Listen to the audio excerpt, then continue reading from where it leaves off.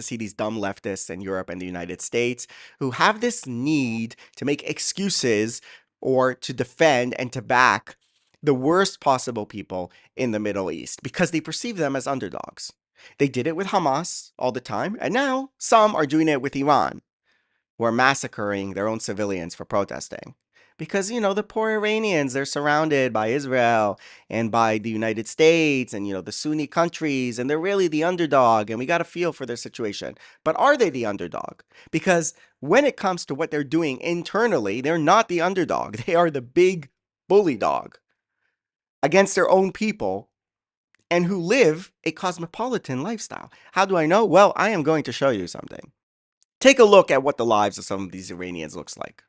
This is Sasha Sobhani, son of Iranian IRGC elite. He and many others are known as the Agazadeh, sons and daughters of powerful and influential ruling figures in Iran who receive enormous benefits as a result of their parents.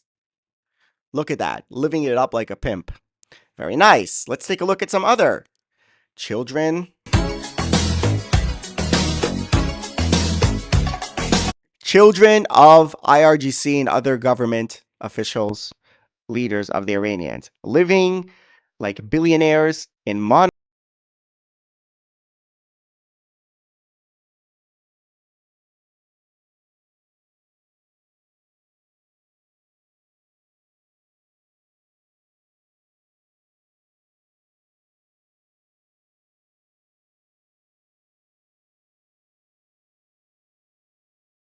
Yep, very nice Jeep. Got themselves a private driver over there. That video went pretty viral back in the day because someone, an Iranian exile, confronted them on camera. And this is exactly the way the Hamas leaders and their kids lived. Billionaires, offshore accounts, mansions, and property in foreign countries. And check out the son of Ayatollah Ali Khamenei, okay? The son of the supreme leader has a bunch of properties. Where? Where? Where could it be? Where in Europe do all the jihadists have free reign to live without any scrutiny from the state? Where could it be? Britain. Of course, Britain. Iran Ayatollah's son has a 100 million pound property on Billionaires Row in North London. This, according to the Daily Mail, the son of Iran's Ayatollah Ali Khamenei owns luxury mansions in Britain worth more than 100 million pounds. Mojtaba Khamenei, 56, touted as the leader's successor, said to own 11 properties on the Bishop's Avenue. That is an exclusive street in Hampstead, North London, also known as Billionaires Row. Mr. Khamenei, the Ayatollah's second son, owns the property through a network of shell companies, one of which is registered in the tax haven of the Isle of Man. You gotta love that name, the Isle of Man. The Man Island. It's in between England and Ireland, like tiny island. Anyway, here he is, Mojtaba Khamenei, son of Iranian Supreme Leader Ayatollah Ali Khamenei, pictured during a protest on May 31st, 2019. And this is the infamous Bishop's Row. See all those mansions? The billionaires of London live here. Almost no local Brits have the money to afford to live in a place like this, but the son of the Ayatollah does. And that's exactly the point. They live a cosmopolitan lifestyle. Yeah?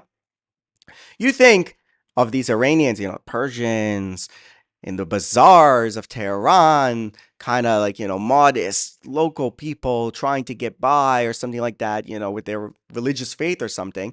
But it's the same thing with Hamas. They live a modern billionaire's lifestyle, millionaire's lifestyle, the leaders, right? They don't live, I mean, yeah, they could be pious as well, but they love the earthly goods, yeah? And that's money stolen from the Iranians. So they massacre them in the streets for protesting, steal their money so they can pimp like that guy that we saw over there, or they can live in Monaco with drivers and Jeeps and all the designer clothes and all that kind of stuff. And they steal even more money to fund their stupid wars against Israel, or to fund Hezbollah, or to fund Hamas, or to fund the nuclear program.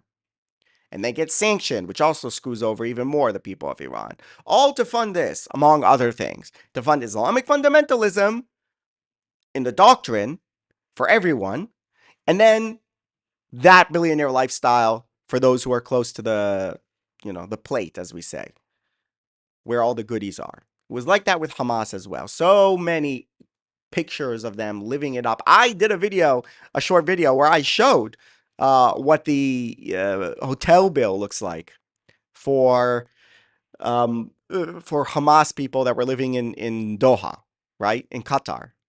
The thousands and thousands of dollars that they had, conference rooms and massages and all this, like a real bill. All right, you can check it. If you go into my shorts, you'll see the video.